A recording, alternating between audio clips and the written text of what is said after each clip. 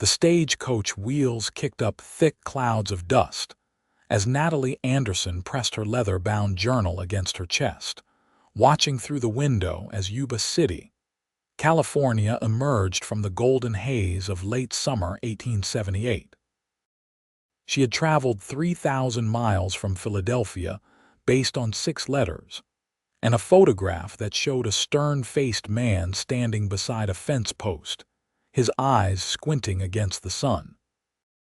Now, as the coach lurched to a stop outside the general store, she wondered if Quinton Voss would recognize her from the single tintype she had sent, the one where her dark hair was pinned perfectly, and her smile looked more confident than she felt.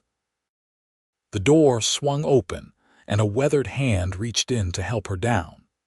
She gathered her green traveling dress and accepted the assistance, stepping onto the dusty Main Street with her journal tucked under one arm and her carpetbag in the other hand. The driver was already hauling down her trunk when she saw him. Quinton Voss stood ahead, taller than most of the men gathered outside the saloon across the street. His shoulders filled out his blue work shirt, and his brown hair curled slightly at the collar. He removed his hat as he approached, revealing eyes the color of summer grass that studied her with an intensity that made her breath catch. "Miss Anderson." His voice was deeper than she had imagined, rough like gravel but somehow gentle. "Mr. Voss." She extended her hand, which he took carefully, as if afraid she might break. His palm was calloused and warm. "Welcome to Yuba City." He glanced at the journal still pressed against her side. "That looks important." "It is. I write in it every day. Observations, thoughts, whatever seems worth remembering." She felt suddenly self-conscious about her habit, but his expression softened. "My mother kept journals, every single day until she passed 5 years ago." He picked up her trunk as if it weighed nothing. "I read through them after. Made me feel like she was still talking to me."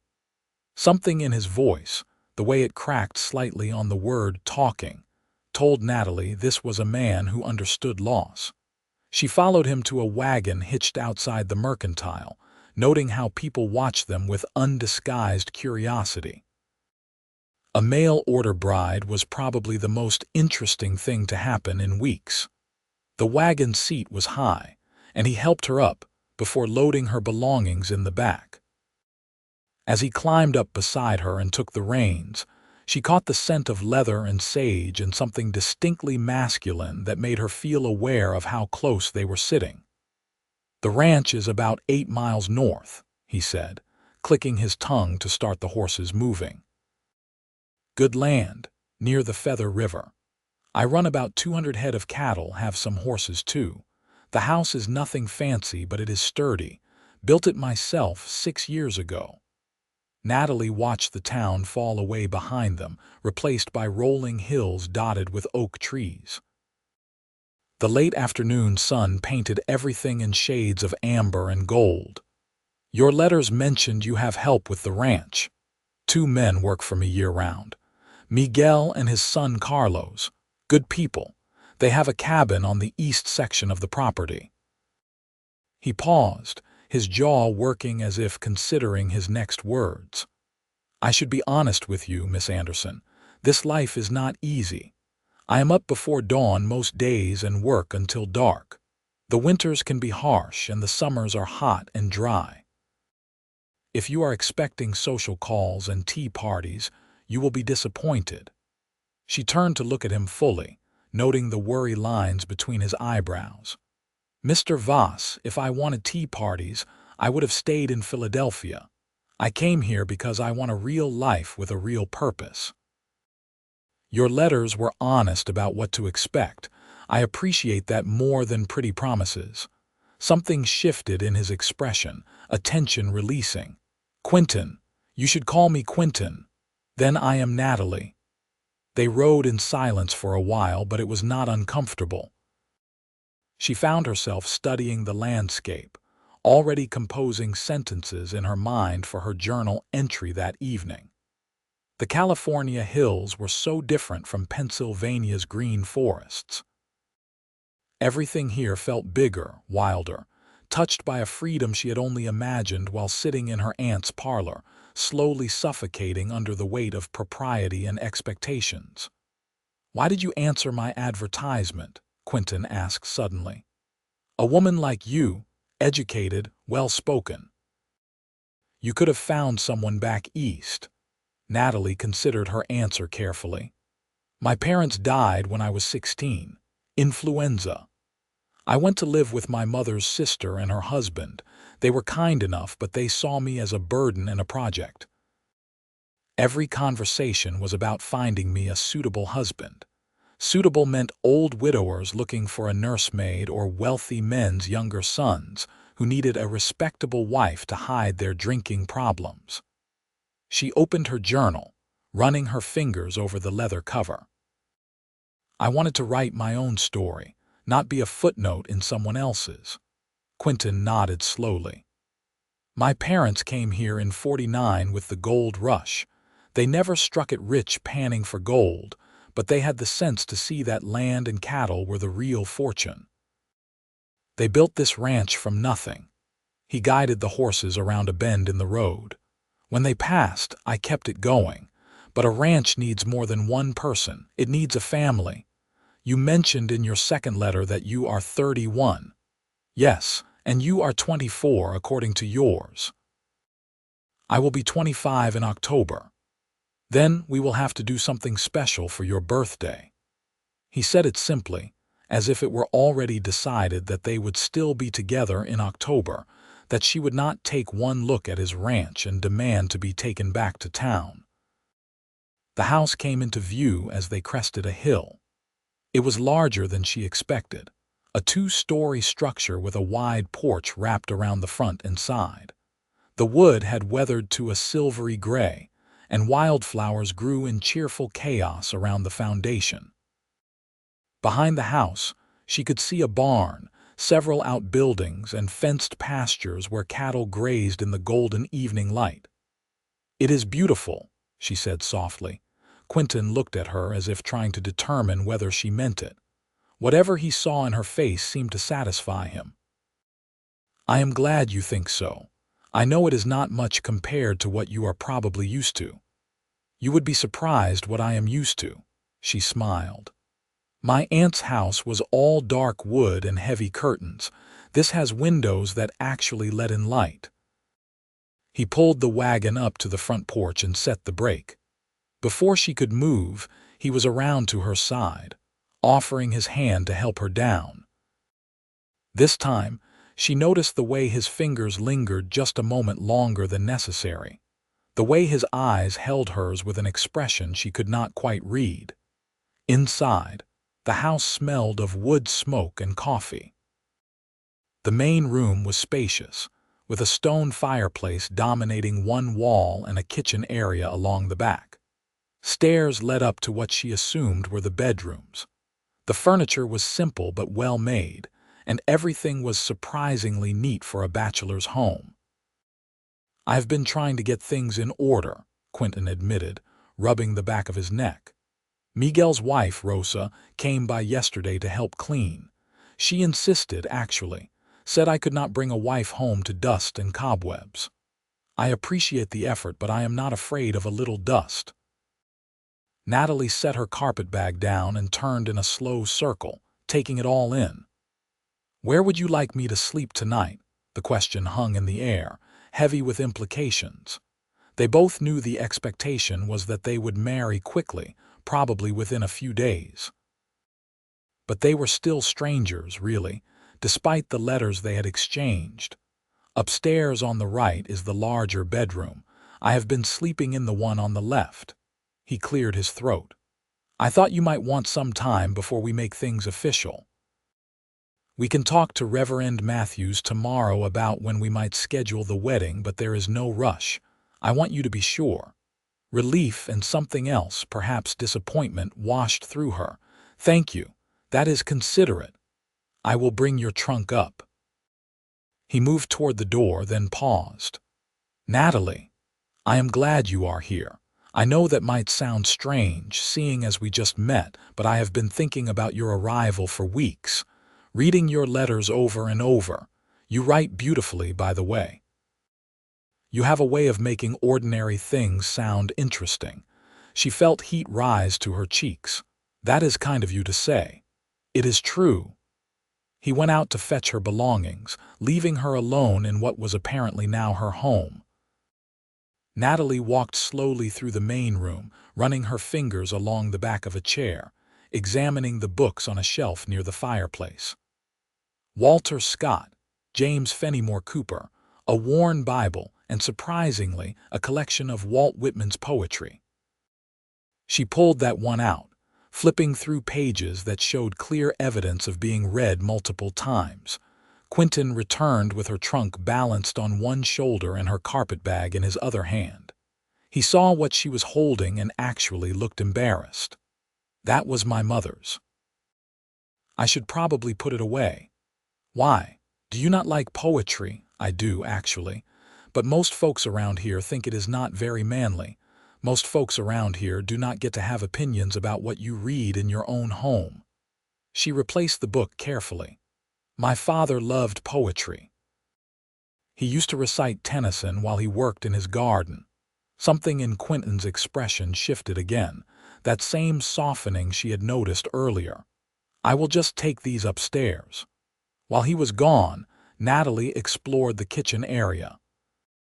The stove was a good one, relatively new, and the shelves were stocked with basic supplies. She found a pot and filled it with water from the pump, setting it on the stove to heat. By the time Quinton came back down, she had located tea and cups. You do not have to do that, he said. You just got here, you should rest. I have been sitting in a stagecoach for the better part of a week. Tea sounds perfect, and I assume you would like some too. He smiled, a real smile that transformed his entire face. I would, thank you. They sat at the kitchen table, which was positioned to catch the last rays of sunlight through the western window. The tea was hot and strong, and Natalie found herself relaxing despite the strangeness of the situation. Tell me about the ranch, she said. What does a typical day look like? Quinton seemed surprised by her interest, but answered readily. This time of year, we are mostly focused on maintaining the herd, fixing fences, getting ready for fall. In another month, we will start moving cattle to the lower pastures. Winter means feeding, checking for illness, dealing with whatever problems come up. Spring is calving season, which is busy but also the best time. Nothing quite like seeing new life. And the horses. I have about 20 right now. Mostly quarter horses, good ranch stock. I break and train a few each year to sell. It brings in extra money and keeps things interesting. He wrapped his hands around his cup. Do you ride? I took lessons when I was younger, but it has been years. I am probably very rusty. I can teach you. There is a mare named Daisy who is gentle as a kitten. She would be perfect for you to start with. His enthusiasm was endearing. If you are going to live here, you need to be able to ride. It is the only way to really see the property. I would like that. She meant it. The idea of riding across these golden hills, feeling the wind in her hair, seemed like exactly the kind of freedom she had been craving. They talked until the sun set, and the room grew dim. Quinton lit lamps, and Natalie insisted on cooking something for supper, despite his protests. She found eggs and potatoes and managed a simple but satisfying meal. They ate together at the table, and she noticed how carefully he minded his manners, how he thanked her multiple times for the food. This is nice, he said quietly, having someone to share a meal with. It gets lonely, eating alone every night. I know exactly what you mean. She met his eyes across the table. My aunt and uncle ate in silence most evenings. They considered conversation during meals to be improper. That sounds unbearable. It was. She stood to clear the dishes. May I ask you something personal? Of course. Why did you decide to look for a mail-order bride? A man like you with a successful ranch and, she hesitated, Forgive me for being forward, but you are not unattractive. Surely there were local women who would have been interested." Quinton's ears turned red. There are not many unmarried women in Yuba City. The few that are here are either too young or we have known each other since childhood, which makes things complicated. I tried courting Sally Preston last year, but we both realized pretty quickly that we were forcing something that was not there. He stood and began helping with the dishes. And I wanted someone who chose this life deliberately. Someone who wanted to be here, not someone who ended up with me because there were no other options. I did choose this deliberately. Natalie poured water into the wash basin. "I read your advertisement 3 times before I responded. You seemed honest, and you wrote about wanting a partnership, not just someone to cook and clean. That mattered to me. It matters to me too." He picked up a towel to dry. "My parents worked side by side on everything. They made decisions together, shared the work, shared the rewards. That is what I want." They finished the dishes in comfortable silence, working together as if they had been doing this for years rather than hours. When everything was clean and put away, Natalie suddenly felt the exhaustion of the long journey catch up with her. "I should probably retire," she said, covering a yawn. "It has been a very long day, of course." Quinton walked her to the base of the stairs. "If you need anything during the night, I am right across the hall. Do not hesitate to knock. Thank you for everything, really. For meeting me, for giving me time to adjust, for being so kind." He reached out and gently touched her hand, just a brief contact that sent warmth up her arm. "Sleep well, Natalie." "Good night, Quinton." Upstairs, she found that he had placed her trunk and carpet bag in the larger bedroom, as promised. The room was simple but clean, with a large bed covered in a colorful quilt, a dresser, a washstand, and a window that looked out over the front of the property. She could see the stars beginning to emerge in the darkening sky, so many more than were ever visible in the city. Natalie unpacked her nightgown and prepared for bed, then sat with her journal on her lap, pen in hand. "August 15, 1878, she wrote. "Today I met Quinton Voss and arrived at what may become my home. He is not what I expected, though I am not entirely sure what I expected. He is kinder than I anticipated, more thoughtful. He looks at me like I am something precious but fragile, like he is afraid I might disappear if he is not careful. The ranch is beautiful in a wild, untamed way. I think I could be happy here. I think I might already be happier than I have been in years. Tomorrow we will go into town to speak with the Reverend about the wedding. I should be nervous, but mostly I feel curious. What will our life together be like? What story are we beginning to write?" She closed the journal and placed it on the bedside table, then extinguished the lamp. As she lay in the darkness, listening to the unfamiliar sounds of the ranch at night, she thought she heard Quinton moving around in the room across the hall. She wondered if he was finding sleep as elusive as she was, if he was lying awake thinking about her the way she was thinking about him. Morning came with the sound of a rooster crowing and golden light streaming through her window. Natalie dressed quickly in a simple blue cotton dress and braided her dark hair. When she came downstairs, she found Quinton already in the kitchen, coffee brewing on the stove. "Good morning," he said, looking pleased to see her. "I was going to let you sleep, but since you are up, would you like some coffee, please?" She accepted the cup he poured for her. "What time did you wake up?" "Around 5. I have already fed the horses and checked on a few things in the barn." He leaned against the counter, studying her. "You look rested." "I slept better than I have in months, actually. It is so quiet here." "Wait until you have been here for a while. You will start noticing all the sounds. Coyotes at night, owls, the cattle. But yes, it is peaceful compared to a city." They had breakfast together. Simple fare of bacon and biscuits that Quinton had clearly prepared himself with varying degrees of success. The biscuits were slightly burned on the bottom, which he apologized for profusely. "They are fine," Natalie assured him, spreading butter on hers. "Better than anything I could have made on that stove yet. I am still learning its temperament." After breakfast, they took the wagon back into town. The morning was already warm, promising another hot day. Quinton pointed out landmarks as they traveled, telling her about the neighboring ranches and the families who ran them. "That is the Miller spread," he said, gesturing to a property marked by a distinctive red barn. "Frank Miller and I went to school together. He married Beth Walters about 5 years ago. They have 3 children now. Good people." Yuba City was bustling with morning activity when they arrived. Quinton helped Natalie down from the wagon outside a white church with a tall steeple. Reverend Matthews was a round man with kind eyes and a booming voice that seemed better suited to someone twice his size. "Quinton Voss." He pumped Quinton's hand enthusiastically. "And this must be the young lady you have been expecting. Welcome, my dear, welcome." "Reverend Matthews, this is Natalie Anderson."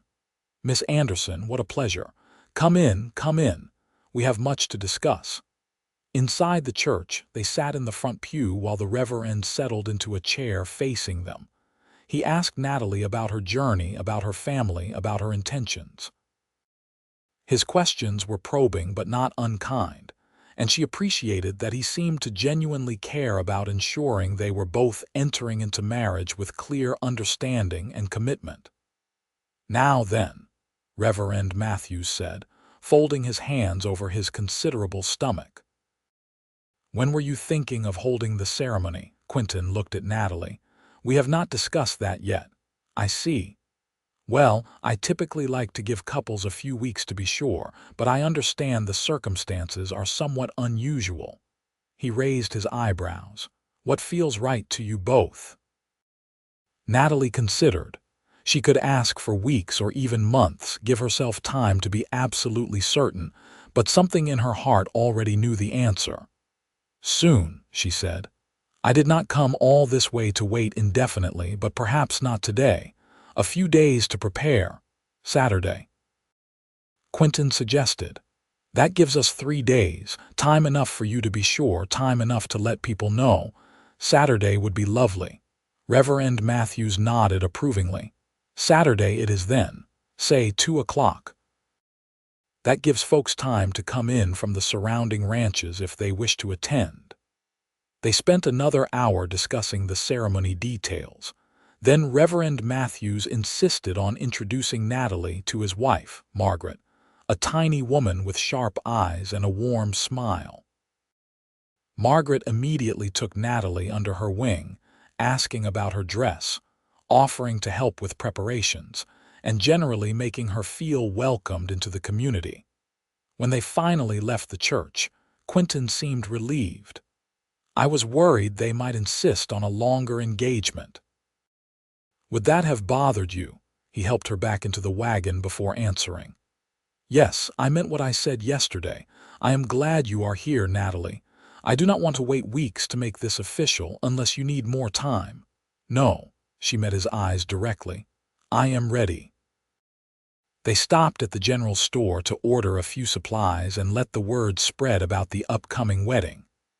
The store owner, a gossipy woman named Mrs. Chen, was clearly thrilled to be among the first to know and promised to tell everyone who came through the door.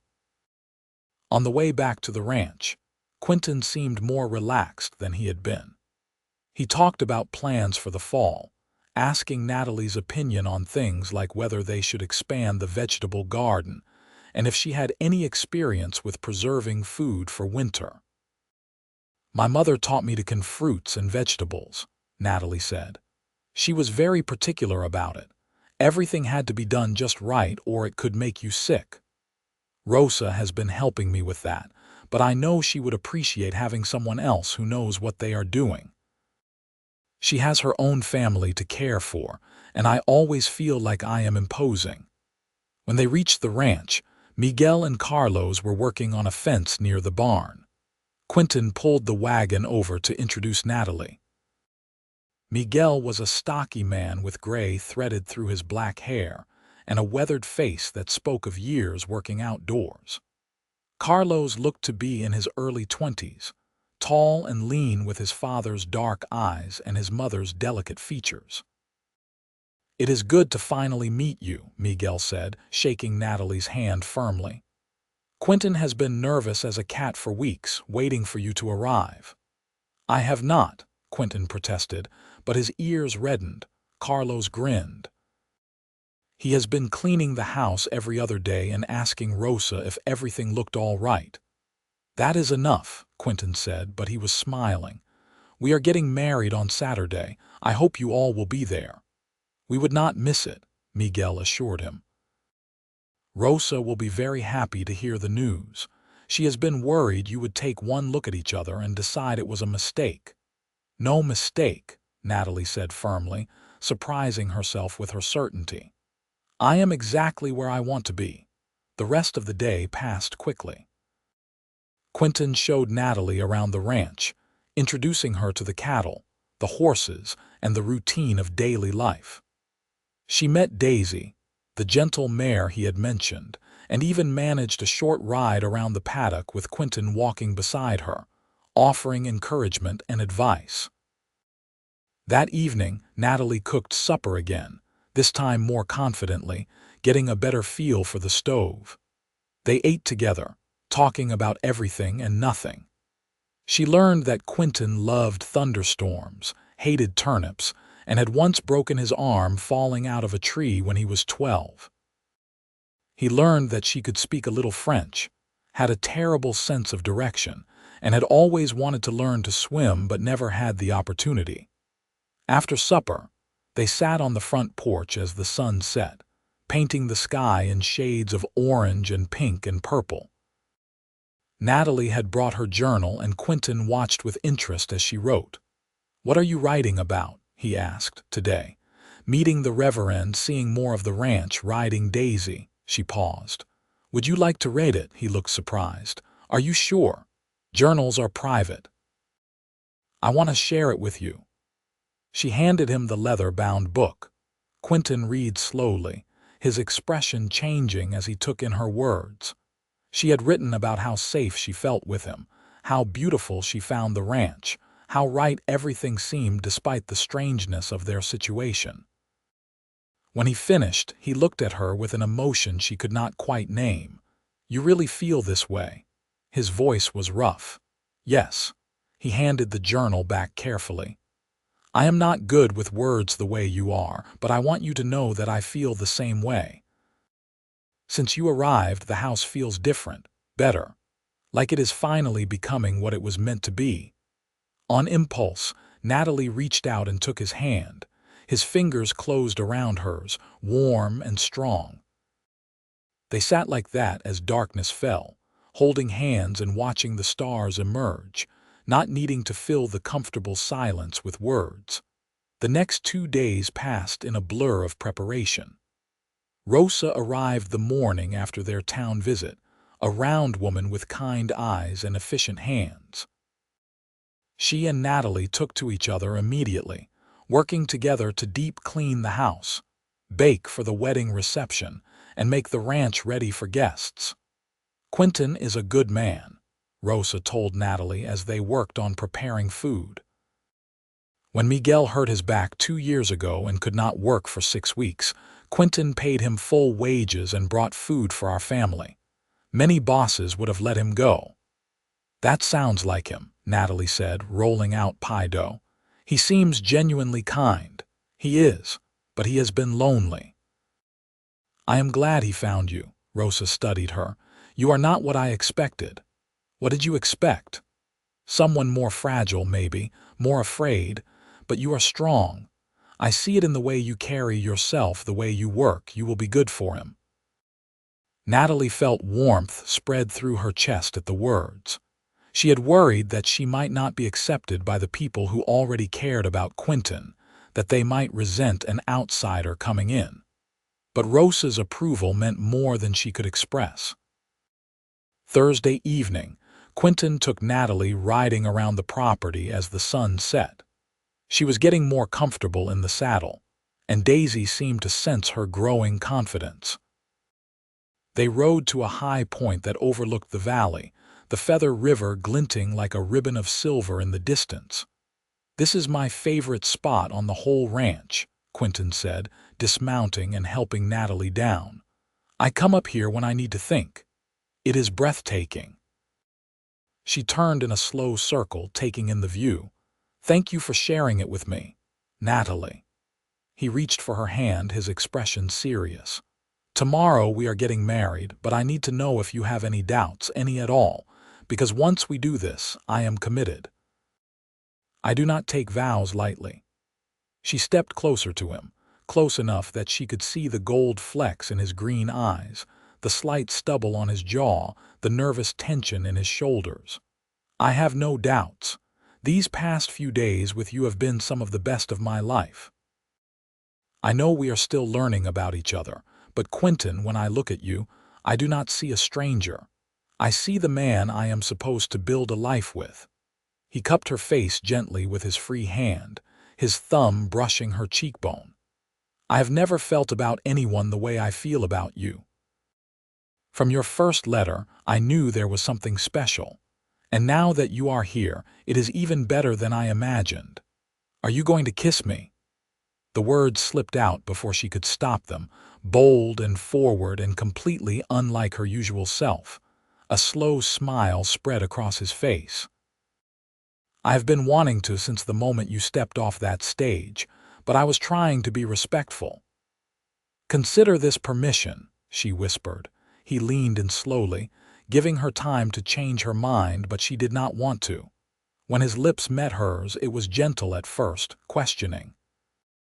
She responded by sliding her hands up to his shoulders, pressing closer.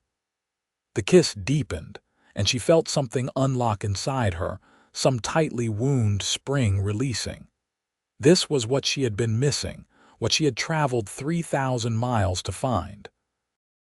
Not just passion, though that was there too, but connection, recognition. Coming home, when they finally pulled apart, both slightly breathless, Quinton rested his forehead against hers. Tomorrow cannot come fast enough. Friday passed in final preparations. Natalie's dress, a simple but elegant cream-colored gown with lace at the collar and cuffs, had been pressed and hung carefully in her room. Rosa had helped her wash and dry her hair, which she would wear down for the ceremony with small white flowers woven through it.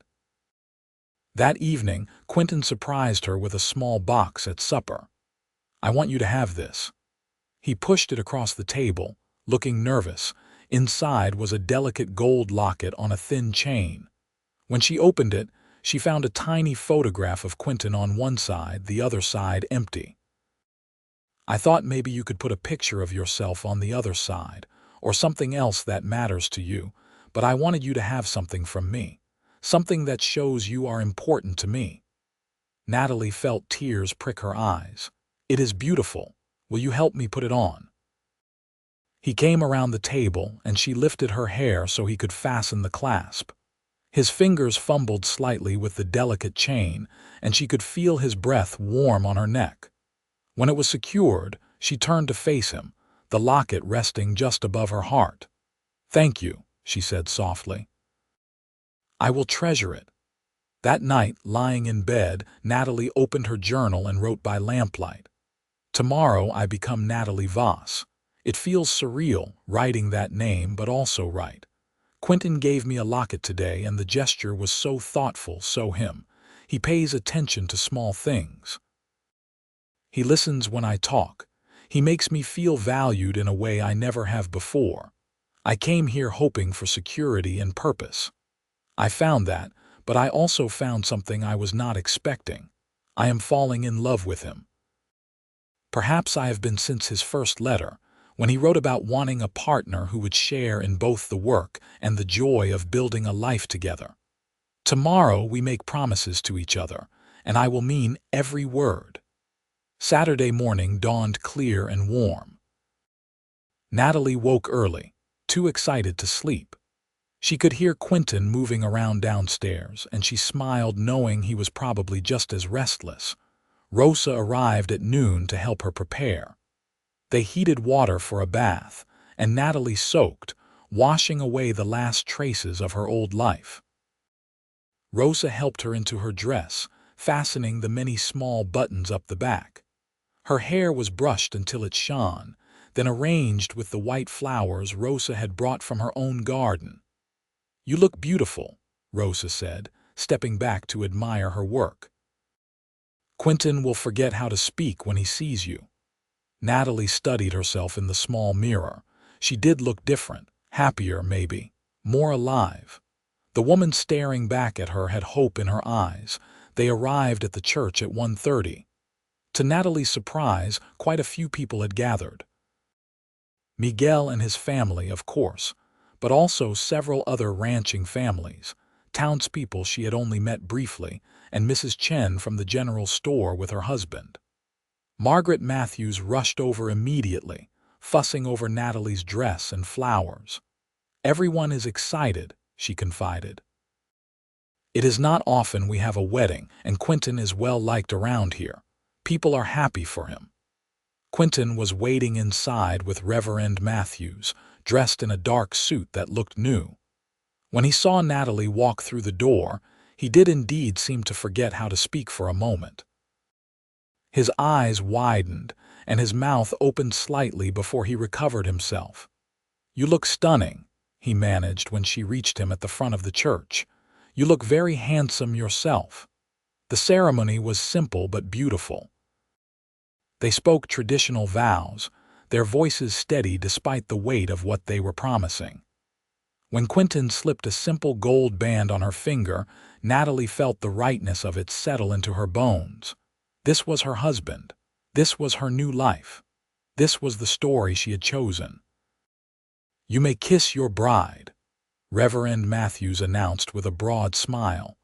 Quinton cupped her face in both hands and kissed her thoroughly, earning a few good-natured whistles from the assembled guests. When they pulled apart, both laughing, Natalie felt joy bubble up inside her like champagne. The reception was held in the church hall, where tables had been set up with food and drink. People congratulated them, welcomed Natalie, and shared stories about Quinton that made her laugh. Carlos regaled her with a tale about Quinton trying to break a particularly stubborn horse and ending up in the water trough. Miguel told her about the time Quinton had won a shooting competition at the county fair 3 years running. "You never mentioned you were a good shot," Natalie said. Turning to her new husband, he shrugged, looking embarrassed. "It never came up." "What else have you not told me? I guess you will have to stick around to find out." He pulled her close, and she leaned into him, breathing in the scent of him mixed with the starch of his new shirt. They cut the cake that Rosa had made, a 3-layer creation that must have taken hours. They danced, or at least shuffled in a circle while someone played a fiddle, both of them laughing at their lack of grace.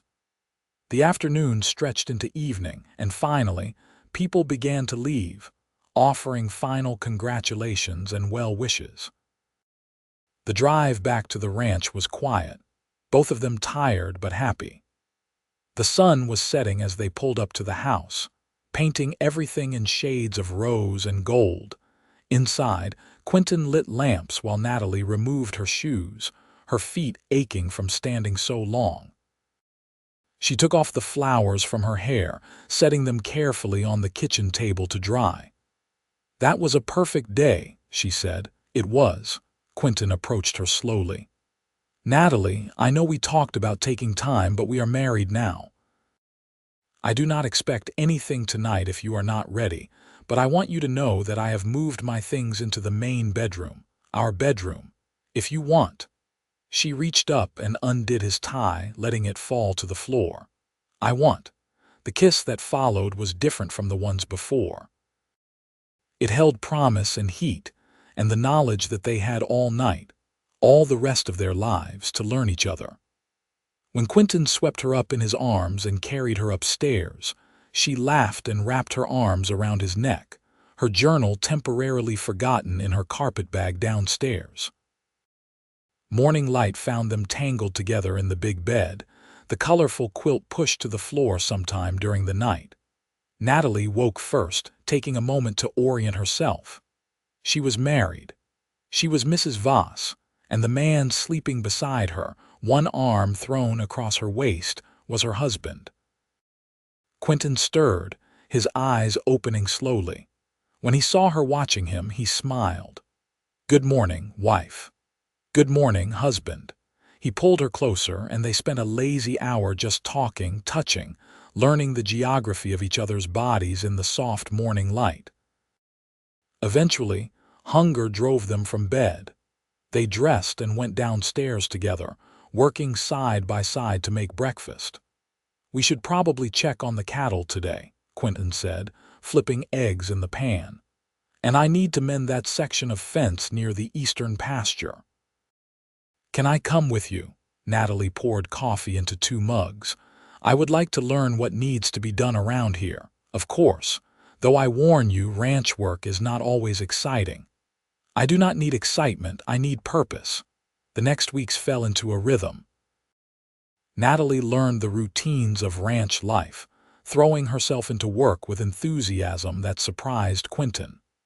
She learned to collect eggs from the chickens without getting pecked, to churn butter, to identify which cows needed extra attention.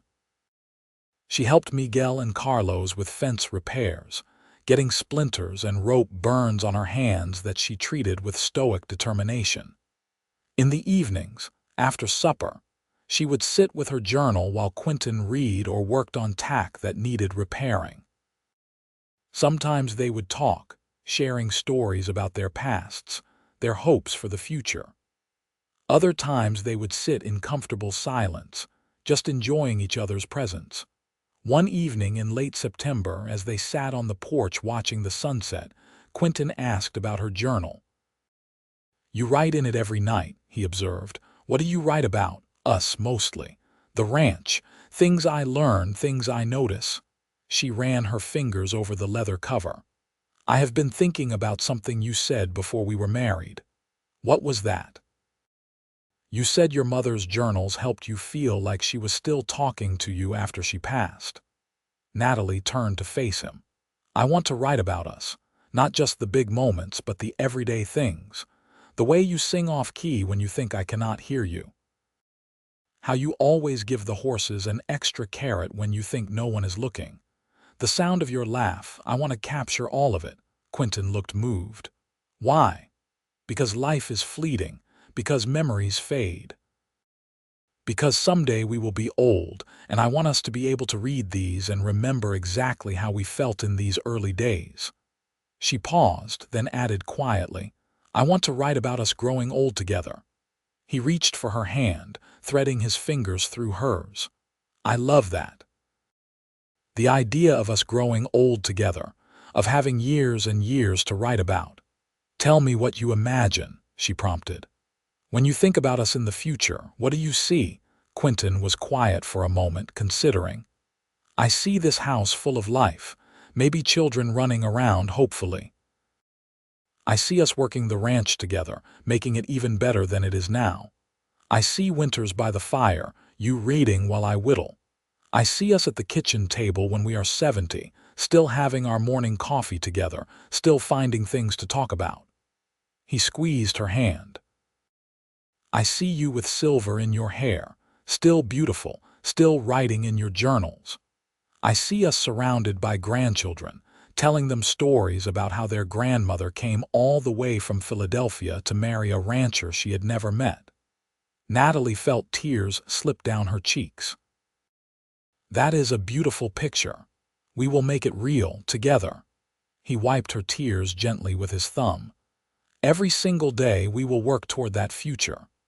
That night, Natalie wrote about their conversation, capturing every word she could remember.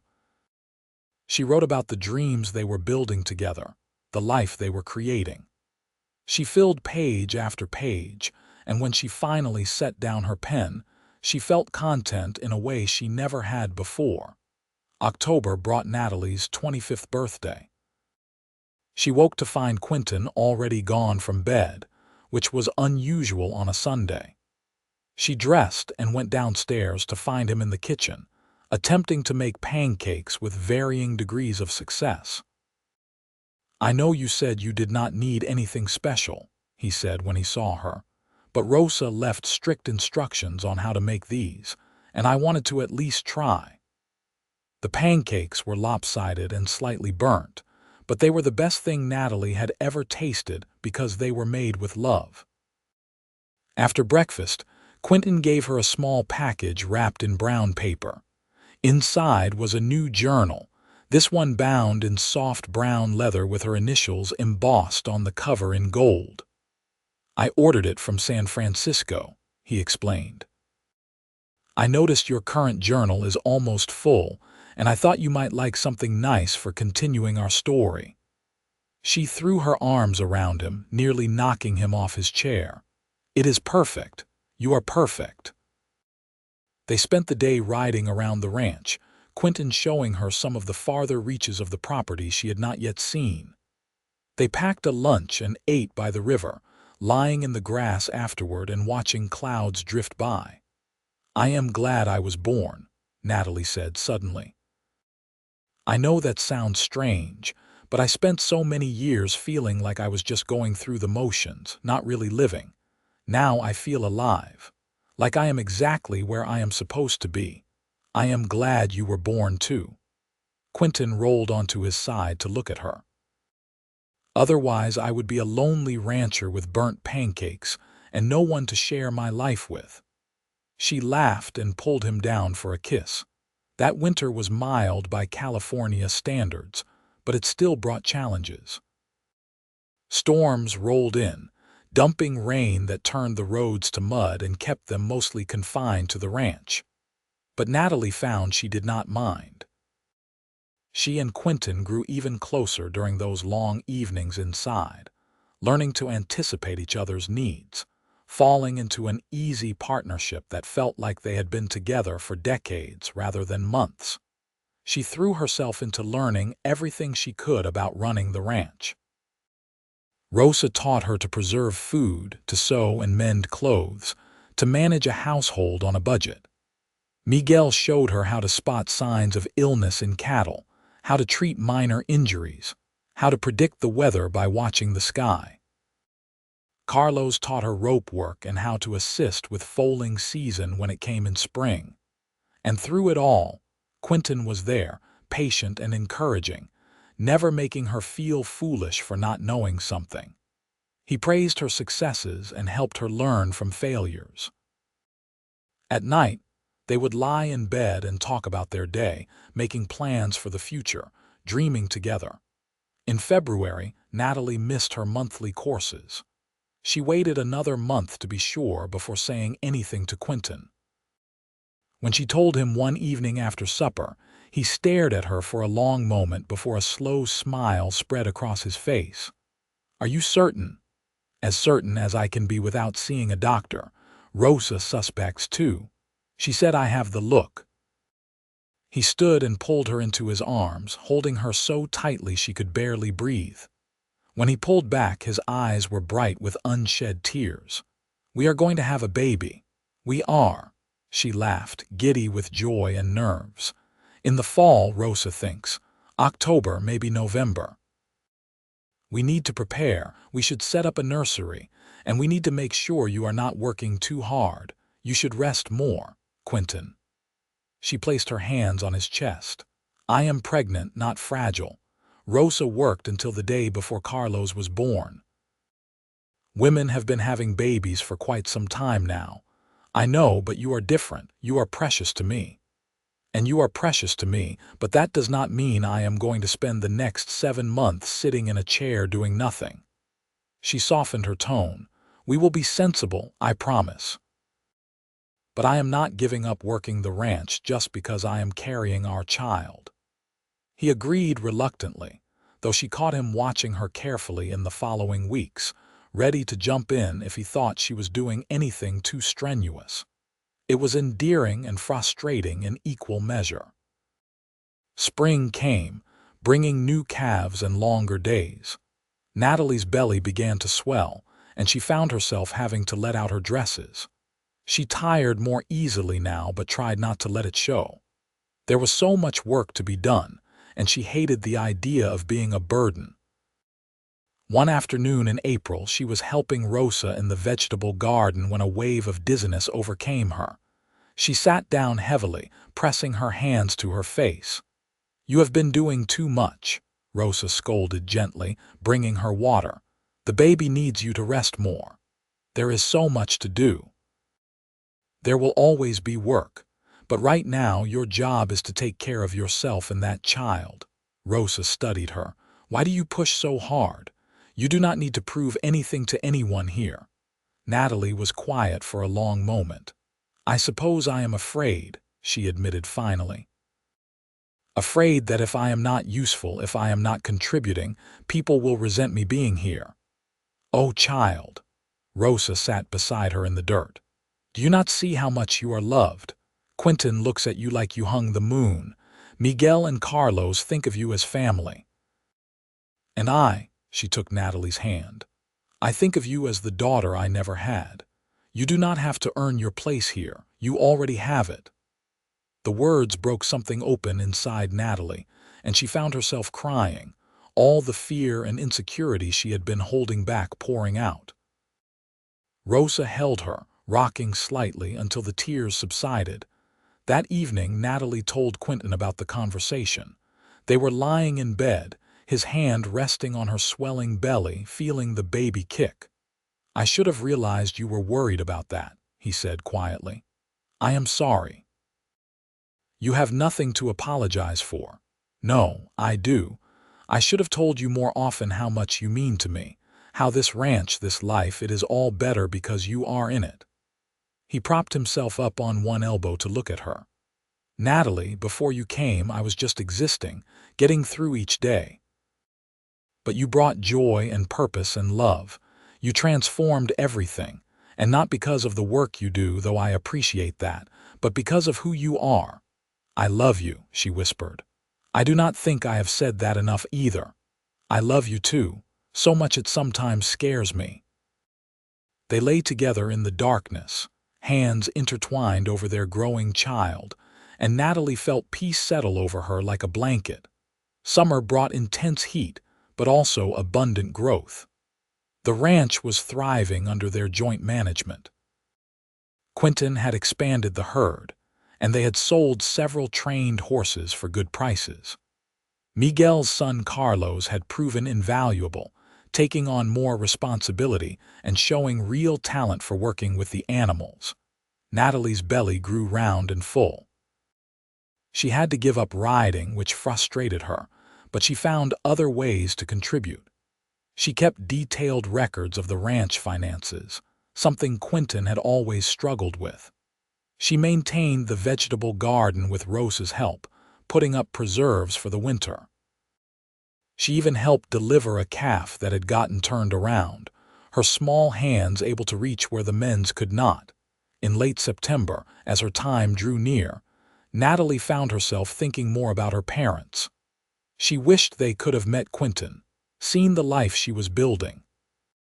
One evening, she shared these thoughts as she and Quinton sat on the porch, watching the sun set. "Tell me about them," Quinton prompted. "You have mentioned them, but I want to hear more."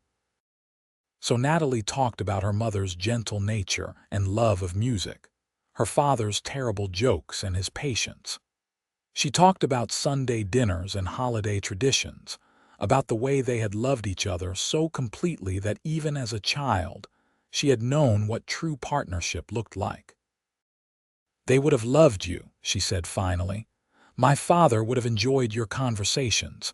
My mother would have appreciated how kind you are. I wish I could have met them." Quinton pulled her closer. "But I am grateful they raised you to be the woman you are. Without them, I would not have you." That is a nice way to think about it. It is true.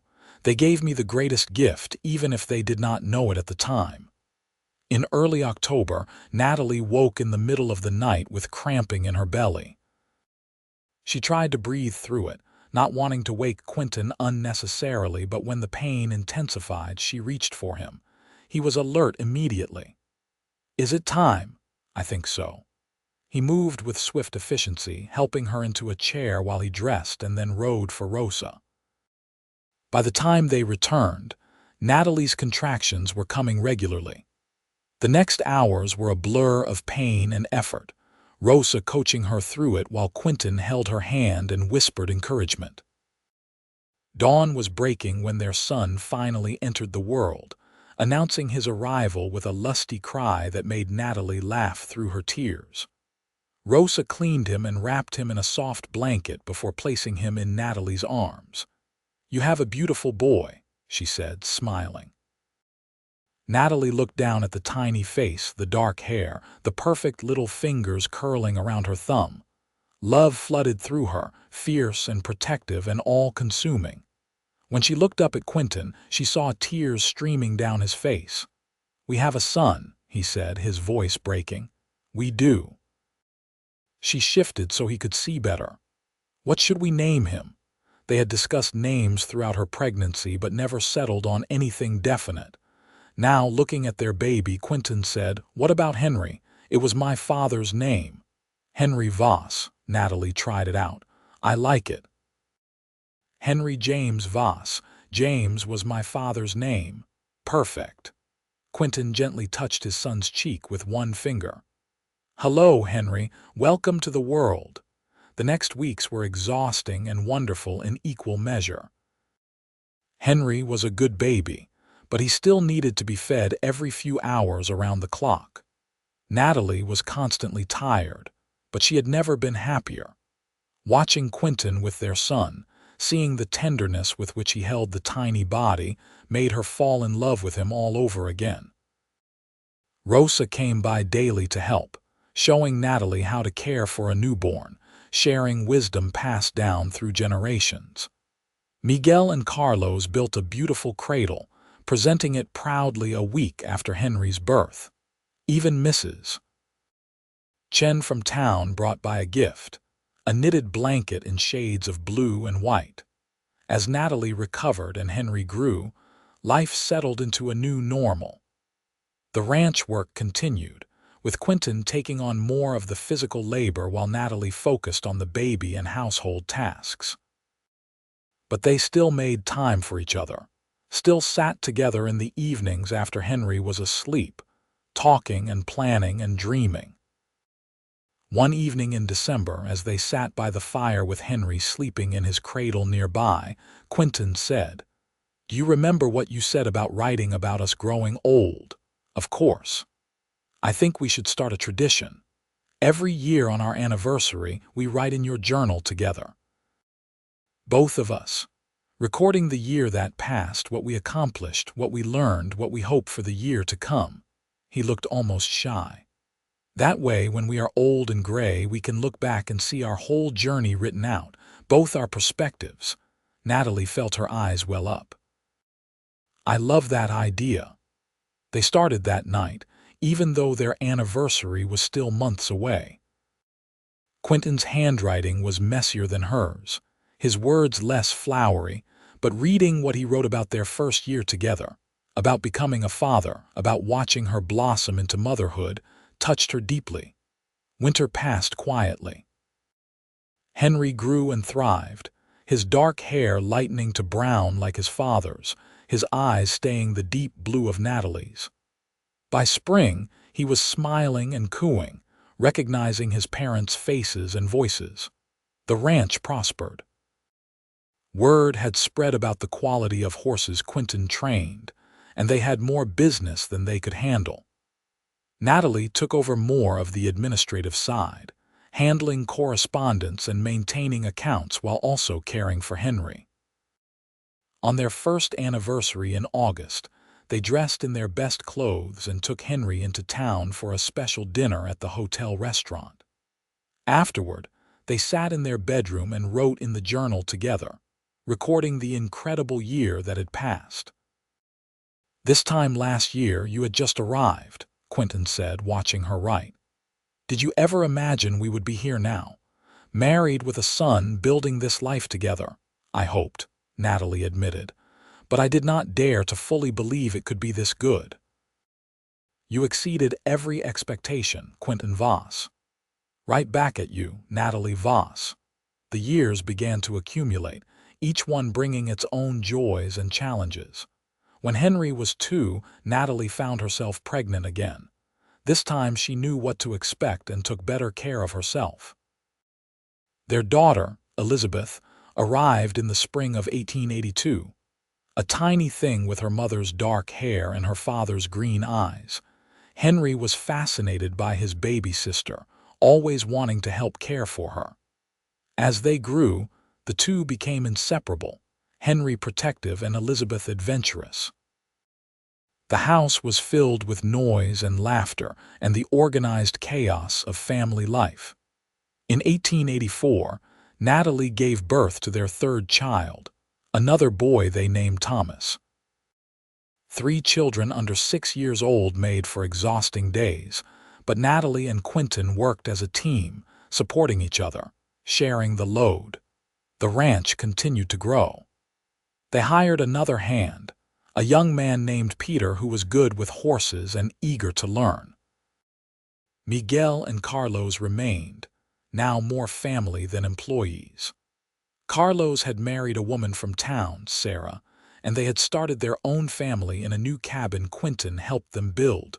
Through it all, Natalie wrote.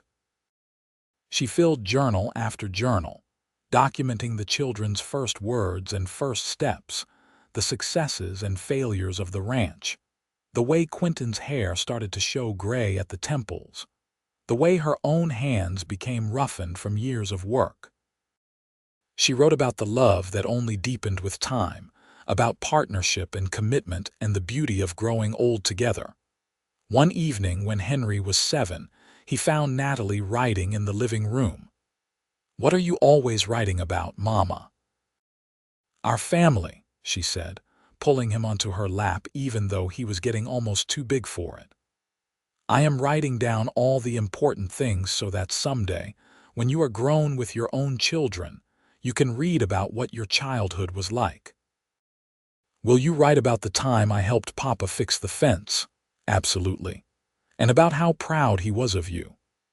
Henry beamed and ran off to play, and Natalie added a few lines about the conversation, about her son's growing confidence and capability. In 1887, when Elizabeth was 5 and already showing signs of inheriting her mother's love of learning, Natalie started teaching her letters. Thomas, just 3, would sit nearby, absorbing everything even though he was supposed to be playing.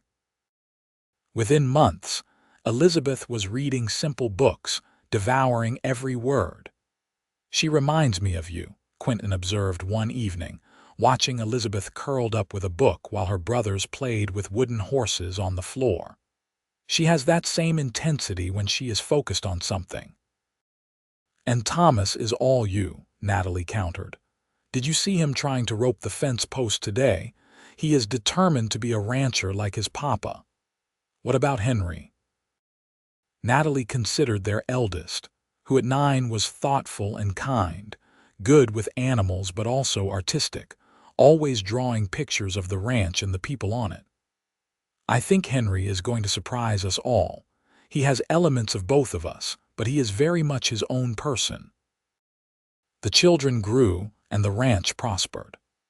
The cattle herd expanded, the horse breeding operation developed a reputation throughout California, and the family became pillars of the Yuba City community. Natalie and Quinton were known for their fairness as employers, their generosity to neighbors in need, and the strength of their partnership. In 1890, tragedy struck when Miguel died suddenly of a heart problem. The whole ranch grieved. Miguel had been there from almost the beginning, had helped Quinton through his parents' deaths, had welcomed Natalie like family. The funeral was packed with people whose lives he had touched. In the weeks after, Quinton struggled. Miguel had been his friend for over 20 years, and the loss hit hard. Natalie held him through the dark nights when he could not sleep, when memories overwhelmed him. She wrote about grief and loss, about how love makes us vulnerable but also gives life meaning. Carlos stepped into his father's role on the ranch, managing the day-to-day operations with skill and dedication. Sarah became one of Natalie's closest friends, and their children grew up together, as much cousins as friends. Life continued. Elizabeth at 10 announced she wanted to be a writer like her mother. Thomas at 8 could ride as well as any of the hands. Henry at 12 showed an aptitude for business that impressed even Natalie, who handled the ranch finances. One evening in 1892, as they sat on the porch watching the sunset, Quinton said, "We have been married 14 years. 14 wonderful years." Natalie leaned against his shoulder. The children were inside doing chores, their voices drifting through the open windows. "When I imagine us in another 14 years, you know what I see? Tell me." "I see us here just like this. Maybe with grandchildren by then, hopefully. Still working this ranch together, still finding reasons to laugh every day, still in love." He turned to look at her. "That first night when you talked about writing about us growing old, I pictured us at 70. But now I realize that growing old is not some distant future. It is happening now, every day. We are doing it together. We are."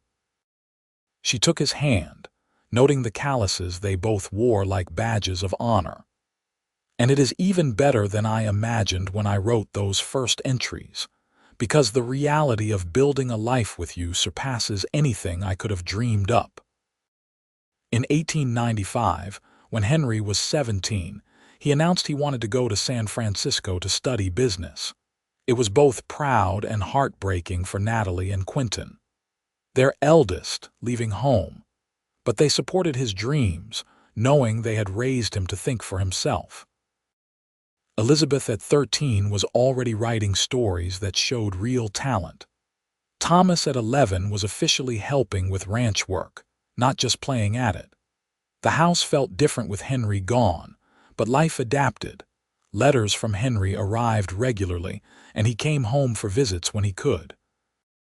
He talked about the city, about his studies, about the world beyond the ranch.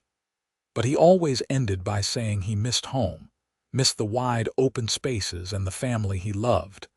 In 1897, Carlos's daughter Maria married Peter, the young hand they had hired years before. The wedding was held at the ranch, a joyful celebration that brought together everyone who mattered. Watching the young couple exchange vows, Natalie found herself thinking back to her own wedding day 19 years earlier, how nervous and hopeful she had been. "What are you thinking about?" Quinton whispered, noticing her distant expression. "Us. How far we have come, how much I still love you." She squeezed his hand. "We are growing old just like I wrote about all those years ago, and it is perfect." That night, they sat together and read through her journals, starting from the very first entry when she had arrived in Yuba City. They laughed at memories they had forgotten, marveled at how young they had been, felt gratitude for every moment that had led them to this point. "Read what you wrote that first night," Quinton requested. "When I gave you the locket." Natalie flipped to the right page and read aloud. "Tomorrow I become Natalie Voss. It feels surreal writing that name but also right." Her voice caught as she continued, emotion washing over her. "I came here hoping for security and purpose. I found that, but I also found something I was not expecting. I am falling in love with him." "You wrote that before we were even married." Quinton sounded awed. "I knew. Even then I knew you were special." He pulled her close, and they sat in comfortable silence, years of love and partnership wrapping around them like a warm blanket. The turn of the century brought changes. Henry graduated from his program in San Francisco and surprised everyone by announcing he wanted to come home and help expand the ranch. He had ideas about breeding programs and marketing that impressed Quinton and excited Natalie. Their eldest was back, ready to take on responsibility. Elizabeth, at 18, was determined to attend teachers' college. She wanted to teach but also to write, to share stories that mattered. Quinton struggled with letting another child leave home, but Natalie reminded him that they had raised their children to be independent, to chase dreams. That was a success, not a failure. Thomas, at 16, was already talking about taking over the ranch someday. He loved the land and the work with a passion that matched Quinton's own. Watching father and son work together, Natalie felt pride swell in her chest. In 1902, Henry married a woman named Rebecca from San Francisco who had come to visit friends in Yuba City. She was smart and kind and blended into the family seamlessly. When they announced the following year that they were expecting, Natalie could hardly believe she was going to be a grandmother. "We are getting old," she told Quinton one night, both amused and amazed. "Speak for yourself. I am in my prime." He flexed his arm, making her laugh. "Your prime? Quinton, we are in our 50s. "Exactly, prime." He pulled her into his arms. "Seriously though, I feel grateful. So many people do not get what we have. We built something real and lasting. Our children are good people making their own ways in the world. The ranch is successful. We have our health. And I still get to wake up next to you every morning. I am grateful, too, for all of it. For you most of all." She rested her head on his chest, listening to his heartbeat. "You know what the best part is?" "What?" "We still have so much life ahead of us. More grandchildren, hopefully. Watching our children build their own families, growing even older together." She looked up at him. "That first night when you said write about us growing old, I do not think either of us really understood what we were beginning." "A love story," Quinton said simply. "We were beginning the best love story." Henry and Rebecca's daughter was born in the autumn of 1903, a tiny thing they named Ruth. Holding her granddaughter for the first time, Natalie understood on a deeper level the cyclical nature of life, how love multiplies and expands across generations. Elizabeth came home from teachers' college with honors and took a position teaching at the school in Yuba City. She moved back into the ranch house temporarily, filling it with energy and laughter. Thomas, now working full-time on the ranch, had started courting a neighbor's daughter, Anna, a sweet girl who loved horses as much as he did. In 1905, Thomas and Anna married in a ceremony that rivaled Henry and Rebecca's for joy and celebration. They built a house on the southern portion of the ranch, close enough to help with work but far enough for privacy. Within a year, Anna was pregnant with their first child. Elizabeth, meanwhile, had met a fellow teacher, a widower named David with a young son. She was cautious at first, having seen too many friends rush into unsuitable marriages. But David was patient and kind, and when Elizabeth brought him home to meet the family, Natalie knew immediately that this was different. Her daughter was in love. They married in 1906, a quieter ceremony that still glowed with happiness. David's son, Matthew, called Elizabeth Mama within months, and she loved him as fiercely as if he were her own blood. The ranch hummed with activity now. 3 generations working the land, children running through the house and yards, the organized chaos of a large extended family. Natalie and Quinton found themselves stepping back from some of the day-to-day work, trusting Henry and Thomas to handle most of the operations.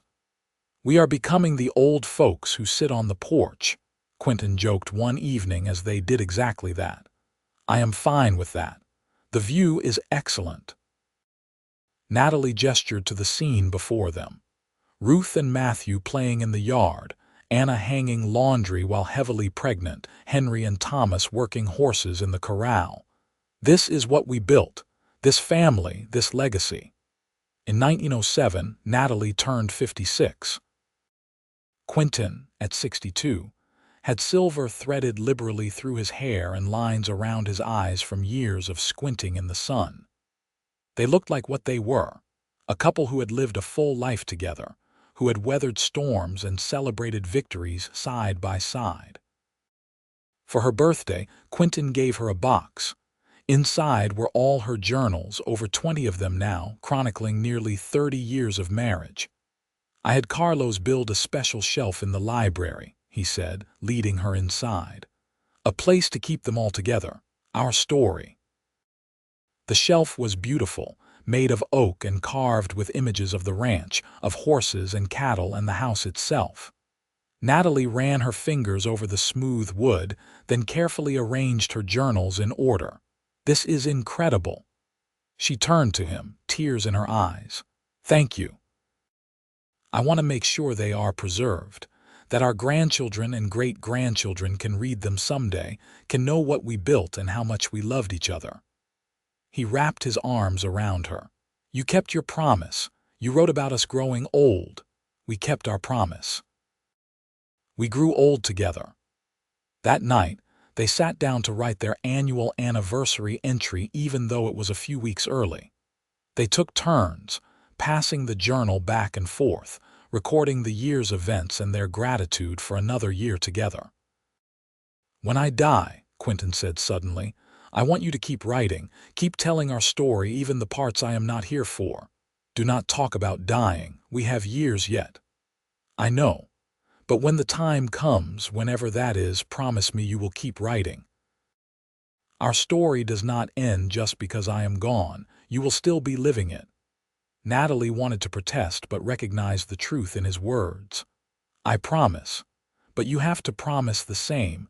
If I go first, you keep adding to the journals. Keep the story going. I promise." The years continued to unfold. More grandchildren arrived, each one a blessing. Elizabeth and David had a daughter they named Grace. Thomas and Anna had 3 children in quick succession, 2 boys and a girl. Henry and Rebecca added 2 more children to Ruth, a son and another daughter.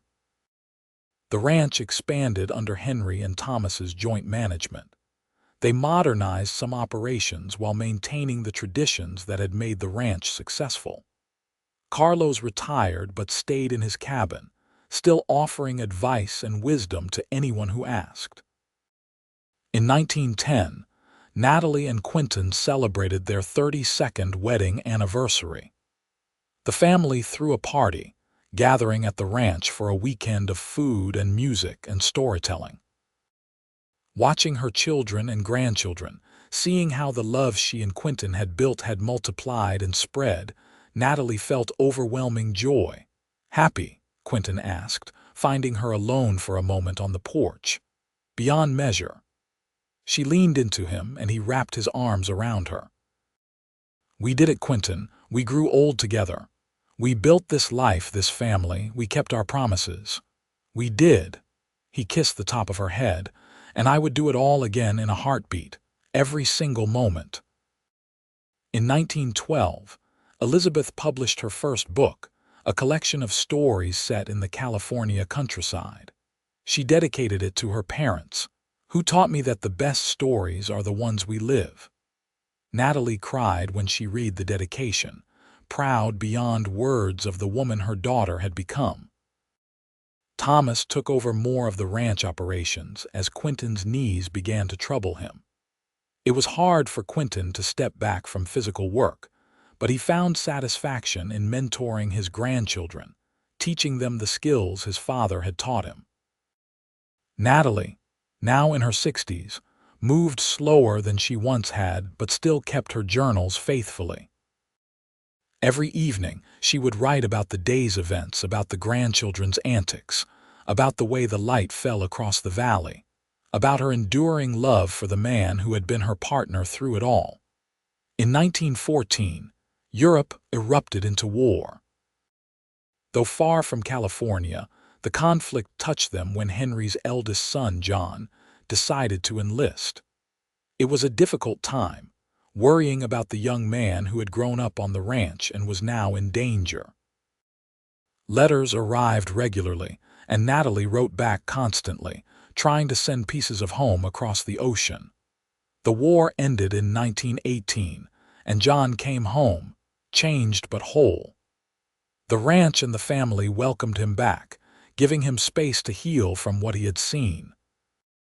Natalie watched Quinton work with his grandson, helping him find his way back to himself, and felt gratitude that they were still here to offer that support. As the 1920s began, Natalie and Quinton were both in their 70s. They moved even slower now, relied more on their children and grandchildren for physical tasks. But their minds remained sharp, and their love for each other only grew deeper with time. One evening in the summer of 1922, they sat on their porch as they had countless times before. The sun was setting, painting the sky in brilliant colors. Quinton reached for her hand, and she gave it willingly, their fingers interlacing with the ease of decades of practice. "You remember what you told me the first time we sat out here together?" Quinton asked. "I said a lot of things over the years. You will have to be more specific. You said you wanted to write your own story instead of being a footnote in someone else's." He looked at her with eyes that still held the same love she had seen when she stepped off that stagecoach 44 years ago. "You did that, Natalie. You wrote the most beautiful story." "We wrote it together," she corrected. "Every page, every chapter, every word. This has always been our story." Inside the house, they could hear their family. Rebecca was helping Anna prepare supper. Elizabeth's laughter rang out at something David said. Grandchildren ran through the rooms, their feet thundering on the wooden floors. The sounds of home, of family, of a life well lived. "I have been thinking," Quinton said, "about everything we have been through.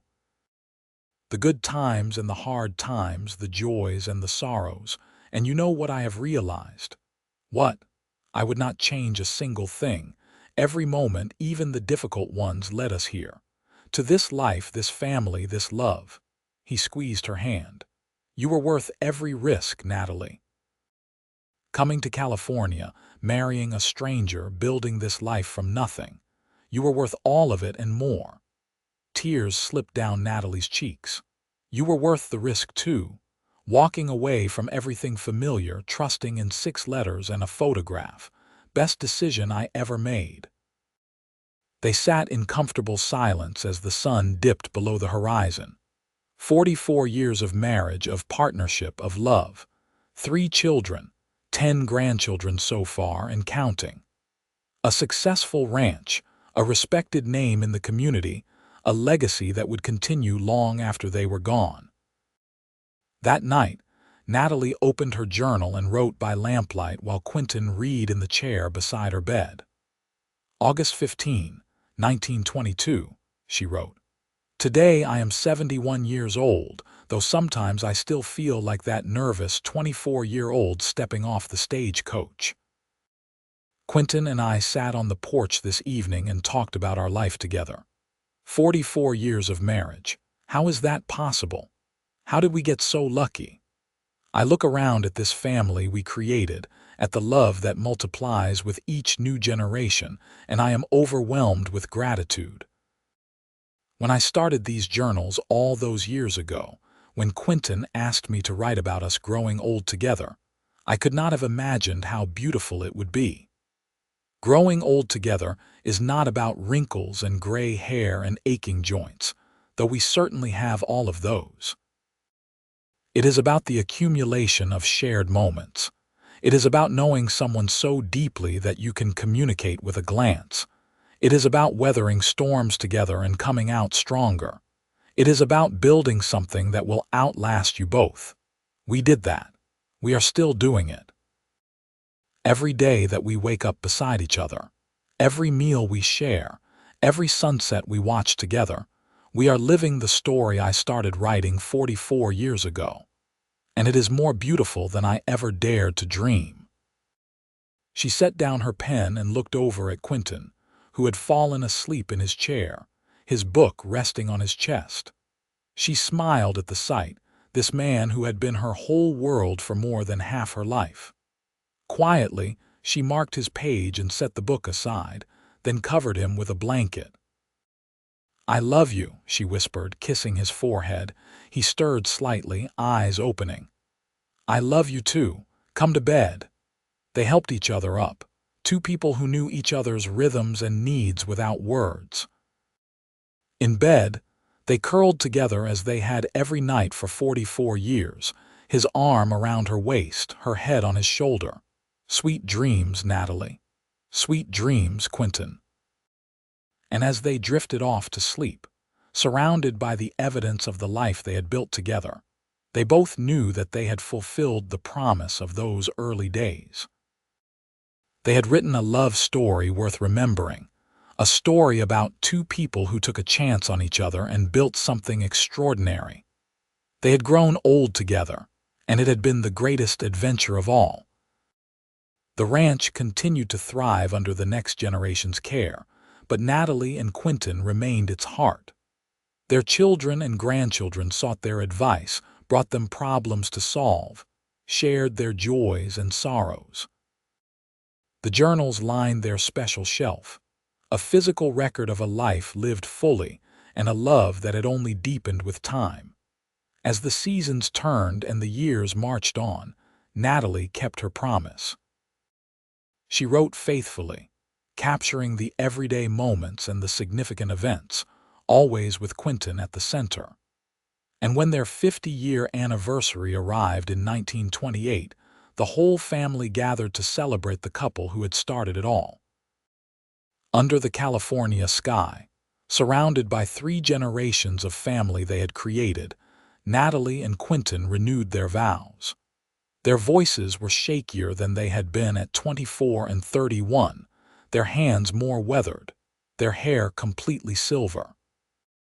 But the love in their eyes was as fierce and true as it had been on that first wedding day. "I knew from your letters that you were special," Quinton said, his voice carrying across the assembled family. "But I could not have known how extraordinary our life together would be. You made me better, Natalie. You made everything better. Here is to 50 more years." Everyone laughed because at their ages, 50 more years seemed impossible, but they understood what he meant. Whatever time they had left, they would spend it together, still writing their story, still growing old hand in hand. That evening, after all the guests had left and the house had quieted, Natalie and Quinton sat in their bedroom with her journals spread around them. They had pulled out the earliest ones, reading entries from those first days when everything was new and uncertain. "Listen to this," Quinton said, reading from the journal entry she had written the night before their wedding. "I came here hoping for security and purpose. I found that, but I also found something I was not expecting. I am falling in love with him." He looked up at her. "You loved me before we even married." "I did. I tried not to because it seemed foolish to love a stranger, but my heart knew what my head was too afraid to admit. My heart knew too." He set down the journal carefully. "From your first letter I felt something. By the time you arrived I was already half in love with you, and every day since, I have loved you more." They spent the evening reading through decades of memories, laughing at forgotten incidents, marveling at how much they had experienced together. When exhaustion finally caught up with them, they carefully returned all the journals to their shelf, except for the current one. Natalie made one final entry for the day, her handwriting shakier than it had been 50 years ago but still legible. "Today, we celebrated 50 years of marriage, 50 years of partnership, love, and life together.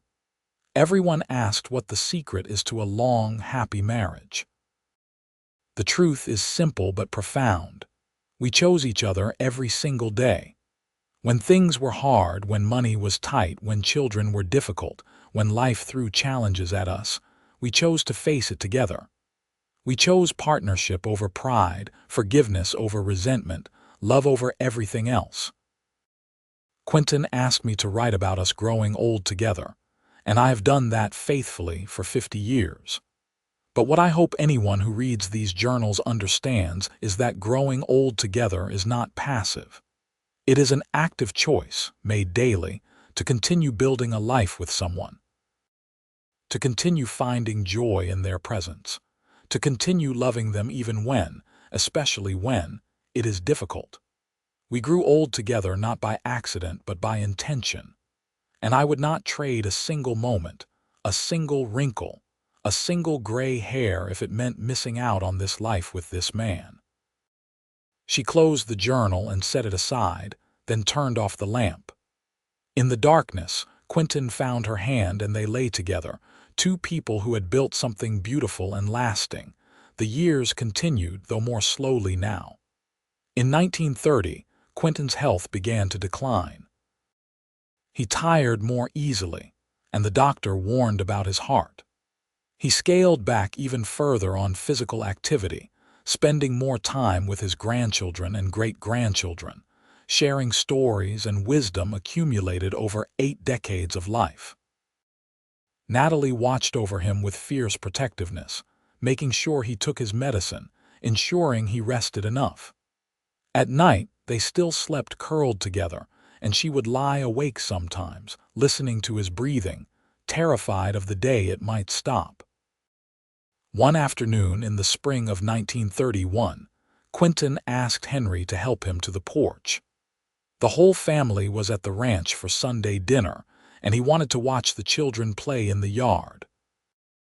Natalie sat beside him, their hands clasped, as 3 generations of their legacy ran and laughed in the golden California sunshine. "This is what heaven must be like," Quinton said softly. "Being surrounded by everyone you love, watching them be happy. Do not talk about heaven yet. You are not going anywhere." He smiled and squeezed her hand. "We both know that is not true, but Natalie, I am ready. I have lived a full, beautiful life. I got to love you for 53 years. I got to watch our children grow into remarkable adults. I got to meet grandchildren and great-grandchildren.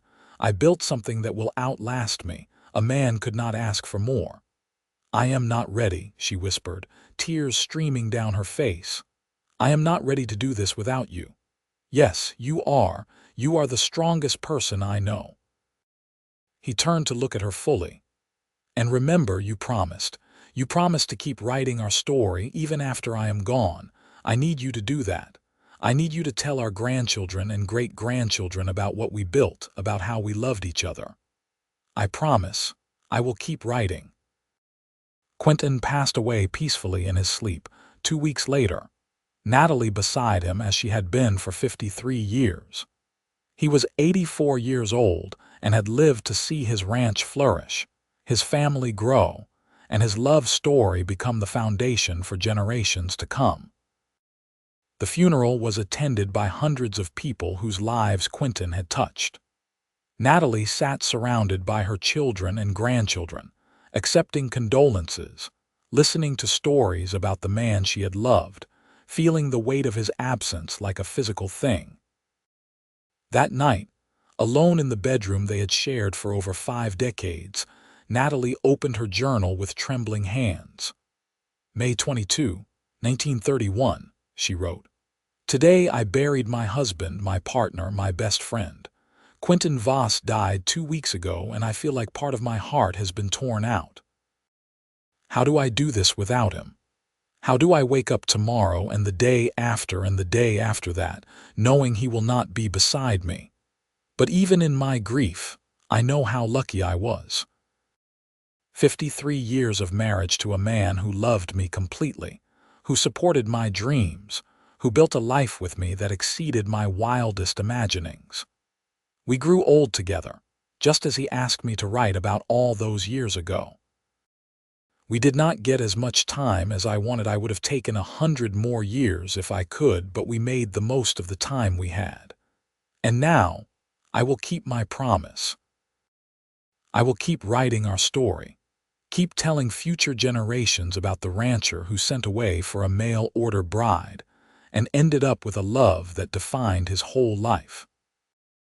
I will write about us until I can no longer hold a pen, making sure that what we built, what we meant to each other, is never forgotten. The months after Quinton's death were the hardest of Natalie's life. She had never been alone, not really. From her parents to her aunt and uncle to Quinton, there had always been someone. Now, at 80, she found herself learning to be by herself. But she was not truly alone. Her family surrounded her with love and support. Henry and Rebecca moved into the main house to keep her company. Elizabeth visited weekly, often bringing Grace. Thomas stopped by every day, checking on her, making sure she had everything she needed. And slowly, Natalie began to find a new rhythm. She spent her days with her grandchildren and great-grandchildren, sharing stories about Quinton, about the early days of the ranch, about their life together. She worked in the garden, which had always brought her peace.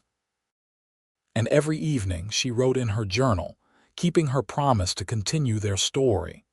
Years passed. The country struggled through the Depression, but the ranch survived, protected by the strong foundation Quinton and Natalie had built and the capable management of the next generation. Natalie watched her grandchildren grow into adults, marry, have children of their own. She held great-great-grandchildren in her arms, marveling at how far the branches of their family tree had spread. In 1938, Elizabeth published a book about her parents' love story, based on Natalie's journals. It became a local bestseller, and people from all over wrote to Natalie, moved by the story of the mail-order bride and the rancher who had built such an extraordinary life together. "You gave people hope," Elizabeth told her mother. "You showed them that real, lasting love is possible." On what would have been their 60th wedding anniversary, the whole family gathered at the ranch again.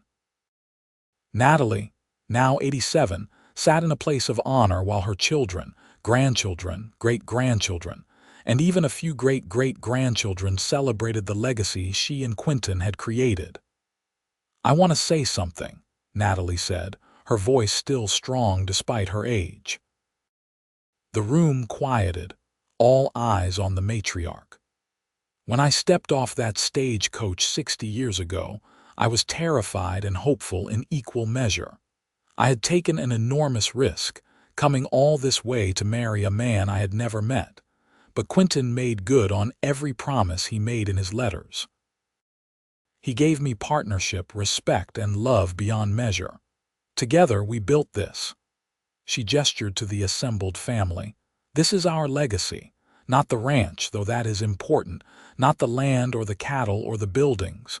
You are our legacy. Every one of you carries forward the love that Quinton and I shared. You are living proof that taking a chance on love, that choosing each other every single day, creates something that lasts forever." There was not a dry eye in the room. That night, Natalie made her final journal entry. Her handwriting was shaky, and it took her longer than it once had, but she was determined to capture every word. "Today would have been our 60th anniversary. 60 years. I have now lived 7 years without Quinton, and I still miss him every single day. But I also feel his presence constantly. I see him in Henry's mannerisms, in Thomas's dedication to the ranch, in Elizabeth's kind heart. I see him in his grandchildren and great-grandchildren.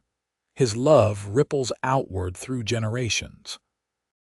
When Quinton asked me to write about us growing old together, I do not think either of us fully understood what that meant. We thought it was about capturing memories, about preserving our story. And it was that, certainly. But it was also about creating something bigger than ourselves.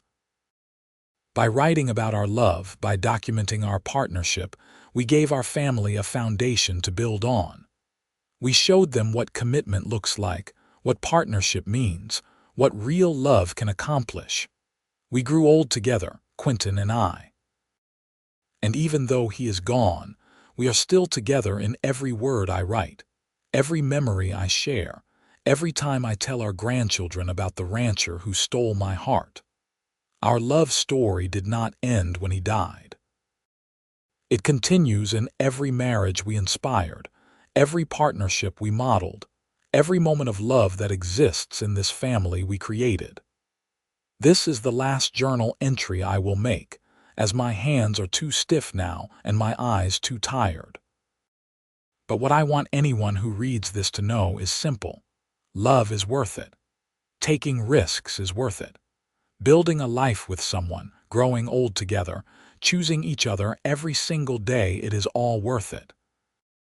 Quinton Voss gave me the greatest gift of my life when he placed that advertisement looking for a mail-order bride. And I gave him the greatest gift of mine when I stepped off that stagecoach and into his arms. We wrote our story together, and it was beautiful. Natalie Anderson Voss passed away peacefully in her sleep 3 days later, surrounded by her family. She was 87 years old and had lived to see her love story inspire generations. She was buried next to Quinton, their headstones side by side, marking the resting place of two people who had taken a chance on each other and built something extraordinary. But their story did not end there. The journals were preserved and passed down through the family, each generation reading about the mail-order bride who arrived with dreams in her heart and a journal under her arm, and the rancher who asked her to write about them growing old together. Young couples would read the entries before their own weddings, finding inspiration in the partnership and love documented in those pages. The ranch remained in the family, continuing to thrive under the management of Quinton and Natalie's descendants. The house still stood, weathered but strong, a testament to the life that had been built within its walls. And every year on August 15th, the anniversary of Natalie's arrival in Yuba City, the family would gather to celebrate the love story that had started everything. Children would run through the same yards where their ancestors had played. Couples would sit on the same porch where Quinton and Natalie had spent countless evenings watching the sun set. And someone would always read from the journals, sharing words written decades earlier but still relevant, still powerful, still true. Because Natalie had been right in her final entry. Love was worth it. The risk was worth it. And the story she and Quinton had written together, about two strangers who became partners and then soulmates, who built a life and a family and a legacy that would endure for generations. That story was beautiful, heartfelt, and complete. Their love had started with 6 letters and a photograph. It had grown through years of partnership, through joy and sorrow, through children raised and grandchildren cherished, through a life lived fully and deliberately together. And it had ended not with death, but with a legacy that would continue forever in the family they had created, and the words Natalie had so faithfully recorded. The mail-order bride had arrived with a journal. The rancher had said, "Write about us growing old." And Natalie had done exactly that, capturing every moment of their extraordinary journey. Their story was complete, their promises fulfilled, their love immortalized in words that would inspire generations to come. It was a perfect ending to a beautiful beginning, the closing of a circle that had started 60 years earlier on a dusty street in Yuba City, California, when two people took a chance on each other and changed their lives forever.